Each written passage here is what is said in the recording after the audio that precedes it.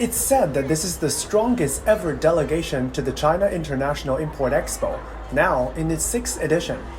Led by its acting Undersecretary for Trade and Agricultural Affairs, the U.S. Department of Agriculture opened its first official pavilion at the expo, together with the American Chamber in Shanghai.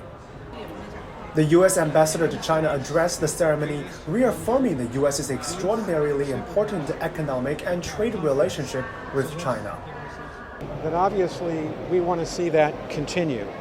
And our administration, led by our president, President Biden, our Secretary of the Treasury, Janet Yellen, have said consistently, we do not seek to decouple the economic relationship between us. The U.S. has more businesses and exhibitors than any other country at the 6th China International Import Expo, and agriculture is seen as a highlight in bilateral relations. Mr. Undersecretary, what do you think the agriculture could play as the role of the bilateral relations? Many levels. It can help commerce between the two countries, helps create economic benefits for both countries. It increases food security to share products across the area.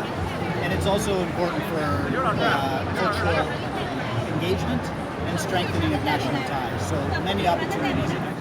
The U.S. Department of Agriculture is leading 17 exhibitors, including the U.S. Meat Export Federation and the Poultry and Egg Export Council. Many U.S. businesses participating in the expo since the first time are positive about the prospects for agricultural trade and bilateral relations with China. And I think the outlook is great. I mean, we had, this past week I was in Beijing. I had meetings with MARA, with the Ministry of Agriculture.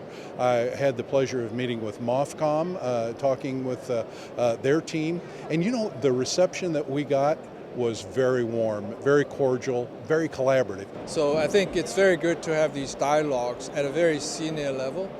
And certainly with the upcoming APEC meeting in San Francisco, we are hopeful that the two heads of state will meet with each other. That's very, very important. Now we're doing a small part in contributing to the bilateral relationship. CGTN, Shanghai.